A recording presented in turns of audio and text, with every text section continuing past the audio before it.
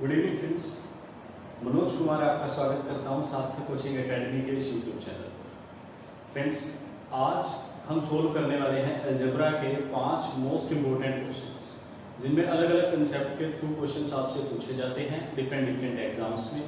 आज उन एग्जाम से सिलेक्ट करके हम आपके लिए 5 क्वेश्चन लेके आए हैं जो कि अलजेब्रा से वेरी इंपॉर्टेंट रहते हैं। तो स्टार्ट करते हैं दोस्तों हमारे वो 5 क्वेश्चन। सबसे पहले बात करेंगे क्वेश्चन नंबर 1। तो पहला क्वेश्चन आप लोगों के सामने है दोस्तों। क्वेश्चन नंबर 1 की बात करेंगे। फर्स्ट क्वेश्चन है आपके पास, if A cube plus B cube plus C cube minus 3abc is equal to 0।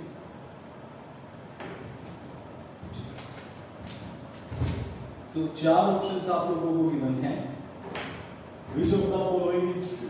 A option है आपके सामने, ए बी और सी तीनों बराबर होंगे, A is equal to B plus C. Third option है A plus B plus C is equal to 0 and fourth one is B is equal to A plus C by 2। 4 option आप लोगों को given है। अब देखिए ये question है A cube plus B cube plus C cube minus 3abc is equal to 0, ये given है आपको। यहां से आपको एक अलजेब्रिक आइडेंटिटी क्लियर होनी चाहिए। तो बात करेंगे हम आइडेंटिटी। इस क्वेश्चन में बिल्कुल इजी तरीके से एक आइडेंटिटी का यूज किया गया है और आइडेंटिटी है आपके पास a cube plus B cube plus C cube minus 3abc is equal. इसकी जो आइडेंटिटी है वो सिंपल इतनी है कि a plus B plus C into A square plus B square plus C square negative of A B negative of B C negative of C.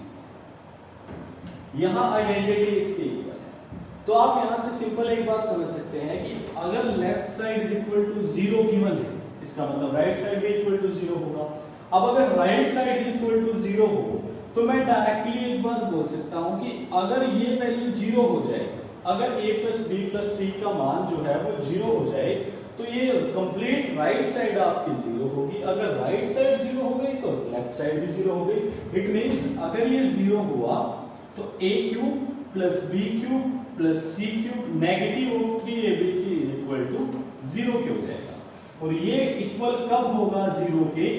When a plus B plus C is equal to, जब a plus B plus c का मान 0 के बराबर होगा तो मैं ये बात बोल सकता हूं कि a cube plus B cube plus C cube negative of 3abc is equal to 0। It means our c option is correct. चलते हैं अपने नेक्स्ट एग्जांपल की तरफ। अभी आइडेंटिटी बहुत इंपॉर्टेंट है। इस आइडेंटिटी को प्रॉपर तरीके से, इस आइडेंटिटी पर हमें डिफरेंट लेवल के डिफरेंट तरीके से क्वेश्चन पूछे जाते हैं। हम वन बाय वन काफी सारे क्वेश्चंस को सोल्व करेंगे, लेकिन आज हम इंपॉर्टेंट 5 क्वेश्चंस की बात कर रहे हैं। तो इस आइडेंटिटी पर फिलहाल हम सिंपल एक क्वेश्चन सोल्व करने वाले हैं। चलते हैं अपने नेक्स्ट एग्जांपल, नेक्स्ट क्वेश्चन पे। क्वेश्चन नंबर 2 है हमारा।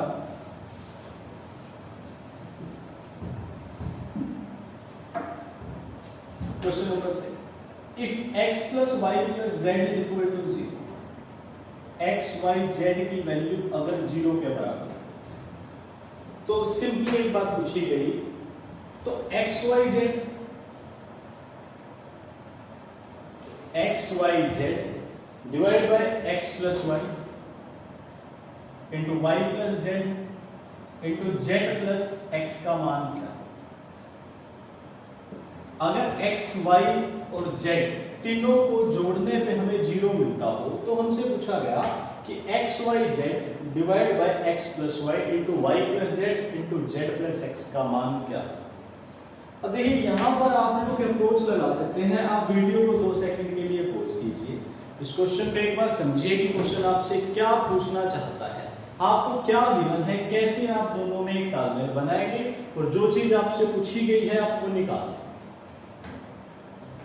सोल्व करते हैं इस क्वेश्चन को। अगर आप एक सिंपल सी बात समझें कि x plus y plus z is equal to 0, इस बात का मतलब क्या है? अगर मैं आपसे कहूं इस बात का मतलब है x plus y is equal to negative of z, हो सकता है। अगर मैं कहूं y प्लस z का मान क्या होगा? Negative of x। अगर मैं कहूं z प्लस x का मान क्या होगा, तो आप लोग कहेंगे नेगेटिव ऑफ y। ये बात हमें समझ में आनी चाहिए कि x plus y is equal to negative of z, x plus z negative of y, y plus z negative of x।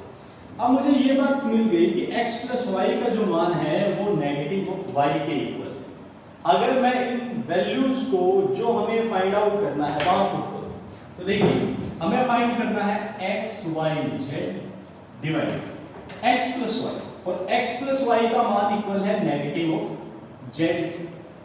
Then y plus z का जो मान है वो है नेगेटिव ऑफ x की, and third one is z plus x का जो मान है वो है नेगेटिव ऑफ y। तो negative negative cancel out, z x y, तो इट मींस नेगेटिव ऑफ, तो इसके लिए जो हमारा आंसर होगा नेगेटिव ऑफ y। इसके लिए जो ऑप्शंस गिवन थे आपको, उन ऑप्शंस में पहला option negative 1, -1, 1, third one is xy plus yz plus zx and fourth one is 0। ये चार ऑप्शंस अवेलेबल थे, तो हमारा ए ऑप्शन बिल्कुल एग्जैक्ट करेक्ट होगा। हमारा जो आंसर आएगा वो आएगा नेगेटिव ऑफ।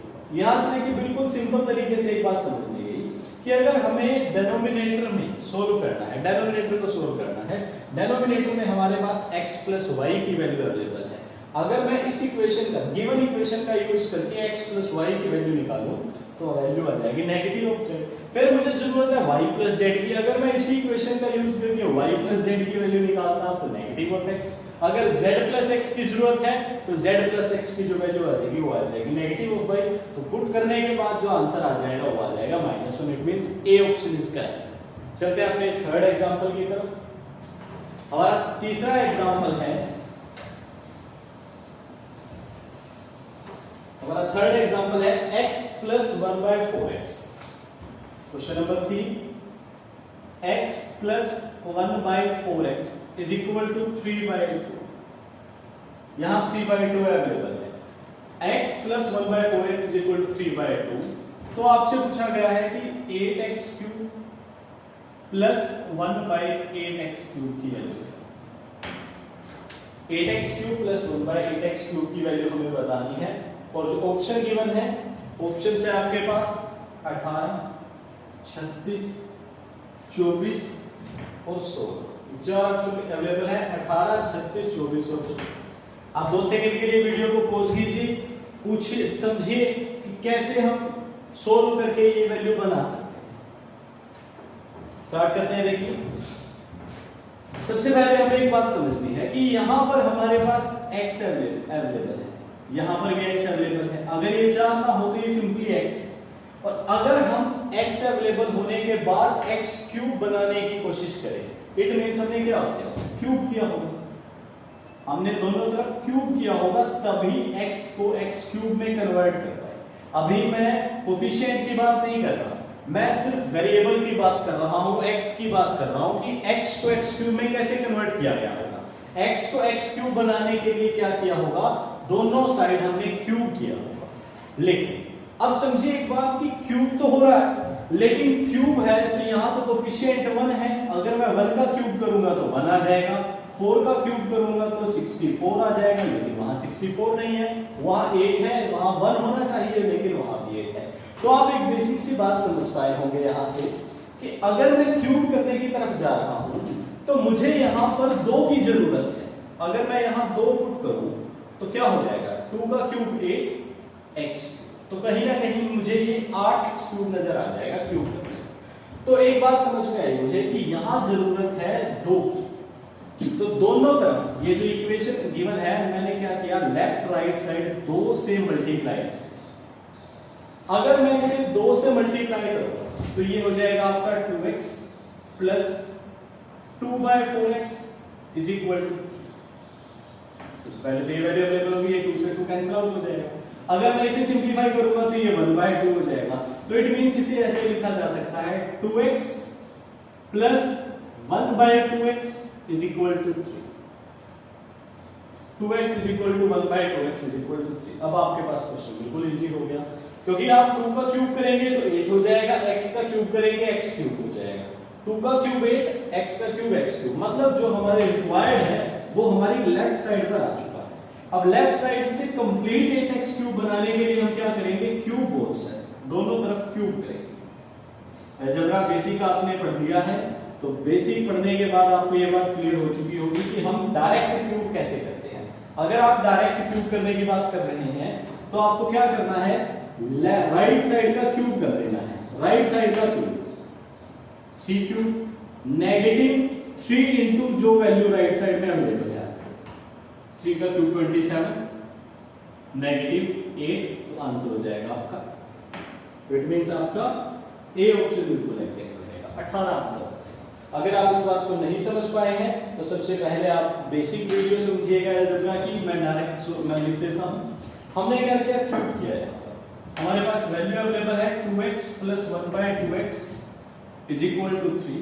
अगर मैं यहां क्यूब करता हूं, दोनों तरफ क्यूब करो, तो ये वैल्यू हो जाएगी a³ + b³ + 3ab, 2x × 1/2x × a + b, 2x + 1/2x।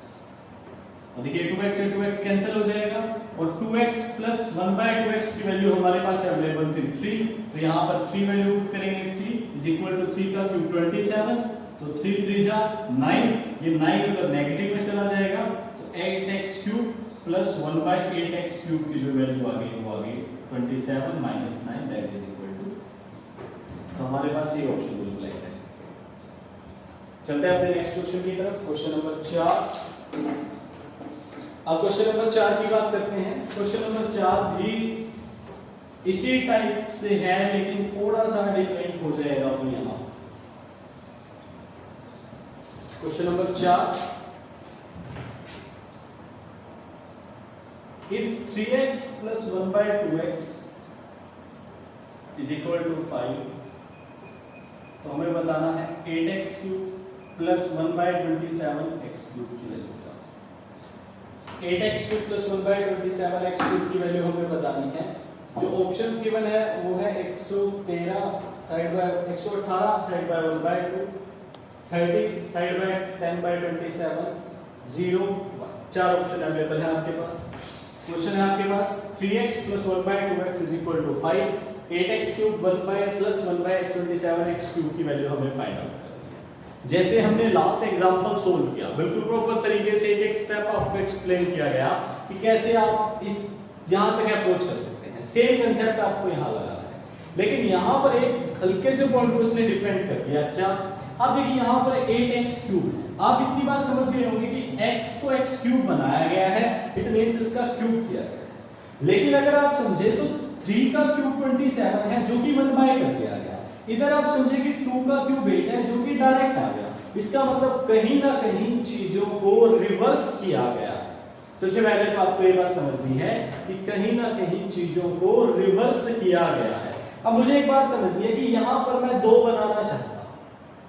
अगर मैं यहां पर 2 बनाना चाहूं, यहां पर 3 बनाना है, तो कुछ ऐसा ढूंढना होगा कि यहां पर वैल्यू 2 बन जाए, यहां पर वैल्यू 2 बन जाए।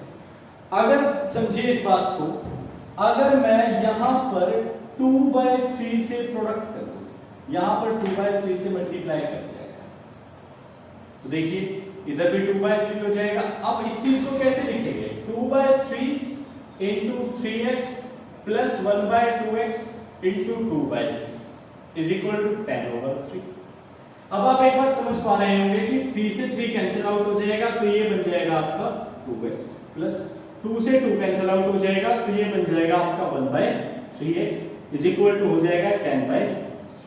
तो स्टार्टिंग में सिर्फ आपको एक ही जनरल पॉइंट समझना था, क्या? कि हमें कोफिशिएंट को भी रिलेट करते हुए चलना है। अगर यहां पर हमारे पास 8 बनाना है तो 8 किसका क्यूब है? 2 का, तो इसका मतलब मुझे वहां पर 2 बनाना होगा, लेकिन अवेलेबल कितना है?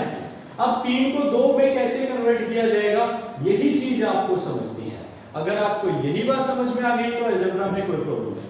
अलजेब्रा में सिर्फ यही बात है, आपको कोफिशिएंट रिलेट करने होंगे, आपको वेरिएबल को कंपेयर करना होगा, आपको बहुत सारे तरीके समझते हुए बेसिक क्वेश्चंस को अप्रोच करते हुए चलना है, ताकि आप लोग बड़े क्वेश्चंस को बहुत इजीली ट्रैक कर पाएं। मैंने क्या किया, सिंपली 2/3 से मल्टीप्लाई कर दिया, 2/3 से मल्टीप्लाई कर दिया तो 2x + 1/3x = 10/3। अब मुझे लगा क्वेश्चन हो गया, लेकिन एक बात समझिएगा, ये 2 का क्यूब करूंगा 8, x का क्यूब करेंगे x, 3 का क्यूब करेंगे 27 x क्यूब, तो 2x plus 1/3x is equal to 10/3। आप समझिएगा इस बात को। अब मैं दोनों तरफ क्यूब करता हूं, लास्ट एग्जांपल में हमने यही किया था, क्यूब करना। अब अगर क्यूब करना हो किसी भी चीज का तो हमें क्या करना है, जो राइट साइड है उसका क्यूब, 10 का क्यूब 1000 और 3 का क्यूब 27, इसमें से माइनस करेंगे क्या, 3 इंटू जो वैल्यू अवेलेबल है, तो कैंसिल आउट हो जाएगा। 1000 माइनस में 270 कितना हो जाएगा, 730 डिवाइड बाय 27, 730 बटे में 27। अब आप समझिएगा 730 बटे में 27 कौन सा, अब जो वैल्यू आ गई वो वैल्यू आ गई 730/27। 730/27 को आप लोग सिंपलीफाई कर सकते हैं, आपके पास आपका आंसर आ जाएगा। यहाँ पर जो ऑप्शंस अवेलेबल थे वो ऑप्शन थे आपके पास 118 से 1/2, 30 साइड बाय 10/27, 0 या 1। हो सकता है इन ऑप्शंस में से कोई भी एग्जैक्ट ना हो, एक पांचवा ऑप्शन हो रहा है आपके पास नन ऑफ दिस, तो आप इसे सिंपलीफाई कर सकते हैं नन ऑफ दिस के साथ। अगर आप 730/27 को सोल्व करेंगे, 27 का स्क्वायर 729, 1/27 साइड बाय 1/27, ये इसका राइट आंसर। चलते हैं अपने नेक्स्ट क्वेश्चन की तरफ, क्वेश्चन नंबर 5। क्वेश्चन नंबर 5 जो है हमारे पास, क्वेश्चन नंबर 5 है, इफ x प्लस x की पावर 4 प्लस 1/x की पावर 4 इज इक्वल टू 119, तो आपको बताना है x माइनस 1/x की वैल्यू क्या होगी। आपको ये वैल्यू बताना। हमारा पांचवा क्वेश्चन है x की पावर 4 प्लस 1/x की power 4 is equal to 119 and हमें बताना है x माइनस 1/x की वैल्यू क्या। अब सबसे पहले वीडियो को 2 मिनट के लिए पॉज कीजिए, इस क्वेश्चन को एक बार ट्राई कीजिए, समझिए कि क्या कहना चाहता है, क्या आपसे पूछ रहा है। चलते हैं दोस्तों, देखिए सोल्व करते हैं क्वेश्चन को। आप एक बात समझ सकते हैं कि x की पावर 4 प्लस 1/x की पावर 4 इज इक्वल टू 119। अगर मैं इस तरफ 2 ऐड कर दूं, इस तरफ भी 2 ऐड कर दूं, अब 2 ही क्यों ऐड किया, क्योंकि मुझे इधर परफेक्ट स्क्वायर नंबर बनाना है, पूर्ण वर्ग संख्या। जब मैंने 2 ऐड किया तो यहां जो वैल्यू बन जाएगी वो बन जाएगी आपके पास 121। अब यहां पे आप समझ सकते हैं कि ये आइडेंटिटी किसकी होगी, x² प्लस 1/x²। ये जो आइडेंटिटी होगी आपकी, ये होगी x² प्लस 1/x² की, क्योंकि अगर आपने इसका स्क्वायर किया, अगर आप इसका स्क्वायर करते तो क्या बन जाता है, x की पावर 4 प्लस 1/x की power 4 plus 2 into x² into 1/x², वो कैंसिल आउट हो गया, इट मींस इसका स्क्वायर, स्क्वायर से स्क्वायर कट जाएगा। तो आप इतनी बात समझ सकते हैं कि x² plus 1/x² is equal to 11। x² plus 1/x² की जो वैल्यू आ गई वो 11 के बराबर है। अब देखिए आपके पास x² प्लस 1/x² की वैल्यू 11 के बराबर आ चुकी है। अब हम अगर यहां से डील करें और मैं इससे p के बराबर ना, स्क्वेयरिंग में आपको एक बात समझाई गई है कि चाहे बीच में नेगेटिव हो चाहे बीच में पॉजिटिव हो, जो रिजल्ट मिलेगा वो आपको हमेशा पॉजिटिव मिलेगा।